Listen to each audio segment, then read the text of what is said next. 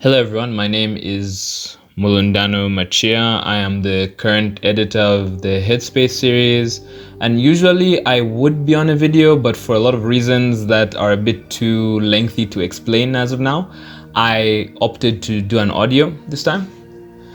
Now, before I mention the topic of today, I need to affirm, or I need to concretize the statement that the Headspace series is going to be taking 2-week sessions now. That's because of personal matters which have gotten in the way of scheduling it every week. This is just to make it easier to bring out consistent content, and so this will be the way things are going to be handled going forward. So for this specific day, I am going to rehash the topic of depression. Now, I need to make things clear first.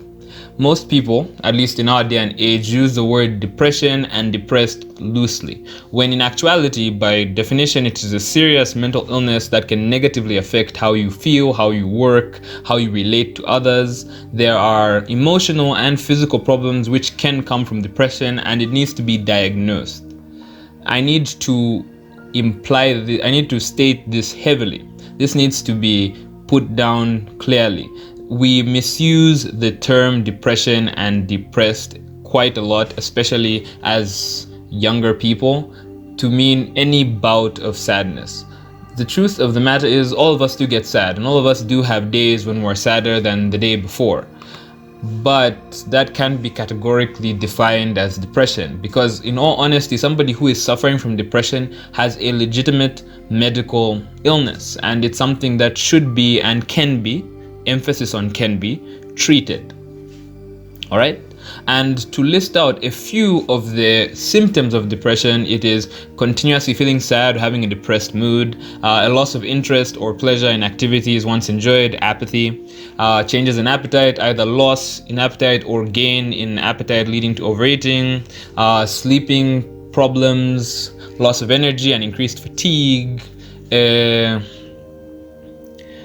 increase in purposeless activity, or just an inability to do things the way they were done before, deep and continuous feelings of worthlessness or guilt, difficulty concentrating, and in the most severe cases, suicidal thoughts, suicidal attempts.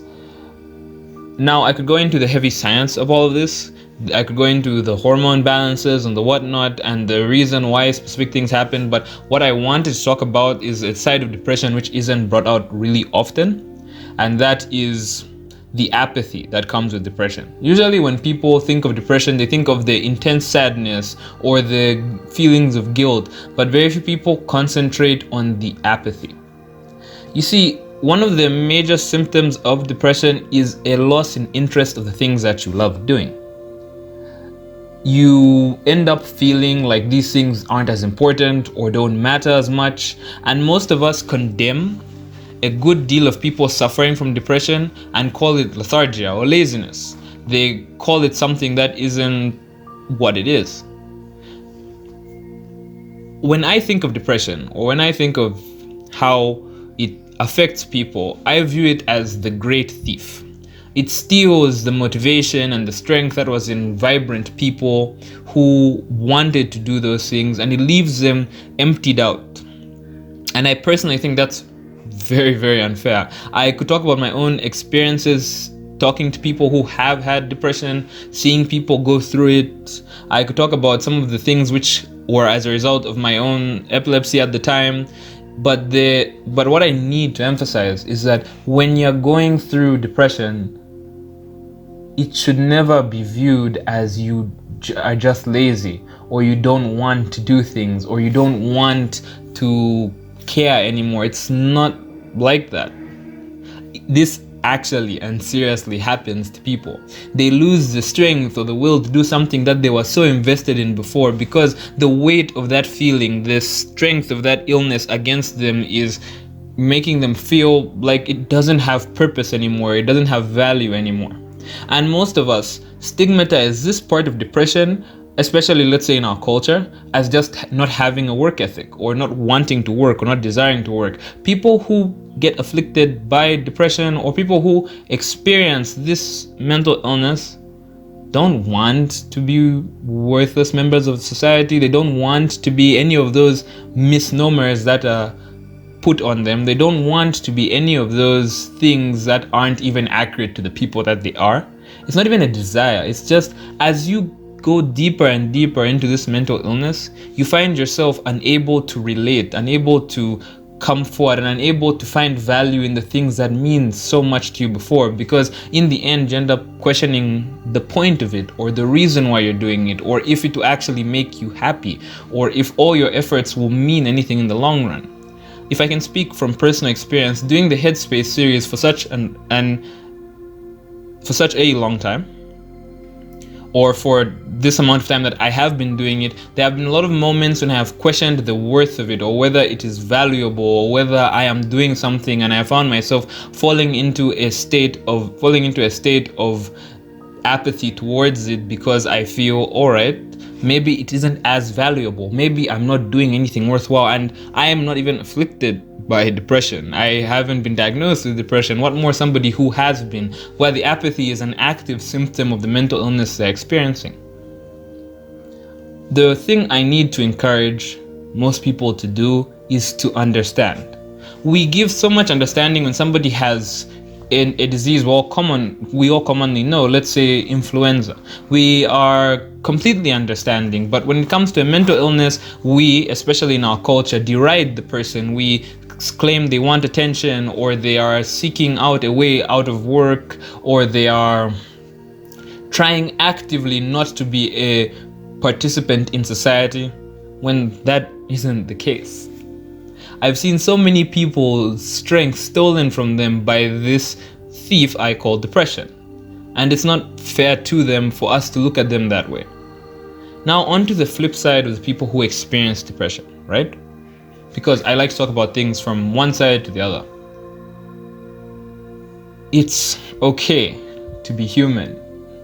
It doesn't make you less than if you're experiencing these things. I am a great proponent of the fact that we are all human, we all have flaws, we all have something which is weighing on us. And even if you have been diagnosed with depression, even if something has been weighing on you, even if this is something that is affecting you, it doesn't make you less of a person, it doesn't make you less of a human being, it doesn't reduce your intrinsic value. You are amazing and well made and well put together.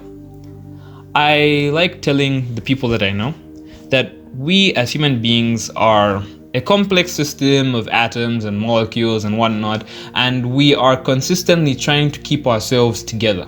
Our body is consistently putting effort into keeping itself a complex system. It's taking in energy, doing all those things. So by that reasoning, for 80 years of your existence, give or take, you are fighting to keep together. Your whole body is working to keep itself together. It means that you are valuable. That amount of energy, time, and work put into keeping you existent implies that you're valuable. And I personally think that you're valuable, whoever it may be. No matter what has been said to you or has happened to you, of course, I have no fathom of the situations that everyone goes through, but what I can say is, however it is, or whoever you are, or whatever you have done or may have been involved in, or has caused this specific chapter of your life to reach this low point, you are no less of a human being for it. And nobody should make you feel less than for experiencing something like this. Another thing that I often find myself saying to the people I know and the friends that I have and some of the other people I've met who are advocating for mental health awareness is the biggest issue with an illness. Let me reiterate that. The biggest issue with an illness, just for emphasis, the biggest issue with an illness is not that you are sick, but in the midst of that illness, you forget what it feels like to be healthy. And that is especially true for mental illnesses. You spend so much time experiencing this weight that you forget what it feels like to enjoy the things around you, to value the things that you're doing, to see yourself as worthwhile. And it becomes this whole state where you become used to how it feels, where it is consistently implied to you that things will never change, and you become used to it, so enthralled in the feeling of it that you accept the fact that things just won't change. But I personally want and desire things change. It's why every time I think to myself, oh no, the headspace isn't doing much, or somebody isn't listening, I tell myself, even if one person is listening, that's what matters. Everything that we do as people, everything that happens to us, everything that we're experiencing, especially those diagnosed with depression, doesn't make you less than. You are not weak or unable or less than a person. You are a whole person who can be fulfilled and who can live a fulfilling life. Now, this is what I must emphasize. You do need to get it treated. Symptoms for depression, the ones I listed earlier, if they persist past 2 weeks and are diagnosed, then you're officially said to be diagnosed with depression. But that doesn't mean it's an end all. It doesn't mean that, oh yeah, you have a stamp on your back which says you'll be like this permanently. There's treatment. And what most people don't know is that Chainama has therapy sessions. In an earlier video, the interview I did with the PR of Chainama, there are numbers which can be taken on, and you can call and you can try and set something up. The idea is that there is treatment, there is a way out, there is a way to go. And I know that it is very anti-cultural, or at least our culture doesn't, emphasize the idea of seeking out help with emotional things or leaning on people. But we can. Human beings are not built to be alone. We're not built to suffer alone. We're not built to just take it in and repress and deal with it. No. We are built together. We are made around other people. We can seek out help, even if it's in little bits and pieces. Just saying, this is what's affecting me, this is what's going on. Finding someone you truly trust and saying, this is what happens. It's worth it. Trust me. And if you've been watching enough of the videos that I have been in, it is evident that it took me a lot of time to get to the point where I could discuss things, and I'm not amazing at it either way. But the effort is what counts. The effort to being better is what counts. It won't be easy. I don't lie to people. I don't like sugarcoating things or making it seem like the primrose path, because it's not. But it's worth it, because I personally think that you have value. You have something in you that is worthwhile. And I bet I'm not the only one. No matter who you are or where you come from, I think you have value, and depression should not be the thief of your life. It should not bring on an apathy which robs you of the things that you love. It is not fair to you that this thing should come and defeat your whole life. I have this saying that I tell my friends. I tell them, if life wants me to go, it will have to send a meteor from the sky to knock me out, because there's no way I'm going to let it make me do its dirty work with all of the things that I'm feeling. That's not going to happen. If it wants to get rid of me, it will have to do it itself with the means that it has to do. You shouldn't let this overcome you. And like I said, it's not easy. It's definitely not easy, and it's not just going to instantly be better. That is such a misconception. It is a journey, it is a path, but there is empowerment in that journey. So very few people I have met who have experienced depression get talked to about the apathy that comes with it. They always get asked about how does it feel to be that sad or to feel that kind of pain, but nobody ever asks what happens when you've been emptied out and there's nothing really there anymore. When you just don't want to do anything or talk to anyone or relate with anyone. What a lot of these people need, what a lot of these people experiencing this need, is understanding. When I was talking to the public relations officer at Chinama, he said that one of the major things we need is community rehabilitation. We need as a community to step up and say, we understand what you're going through.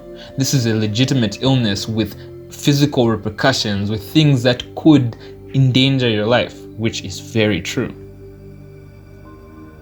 The apathy that comes from depression is, in my opinion, the great thief, because it steals the vibrance and the entirety that comes with being a person, that comes with being human. It steals the beauty that comes with the things that you love as a person. And the worst part is we facilitate this by stigmatizing it, by worsening the state of it, by calling people less than for feeling this. It is not fair to them, and we end up losing so many people, so many amazing and worthwhile people to this thief. If you're experiencing it, the whole point of this series is to imply that you're not alone. You have never been alone, and you won't be alone. If you know someone who's experiencing it, the whole point of this series is to create more understanding. We need more understanding in this world. And I believe that it can happen. We don't need to let the great thief roam and steal the strength that comes with people. Thank you for listening, and I will personally come on more often in the coming weeks to discuss other more specific, more nuanced mental illnesses that most people may not have heard about.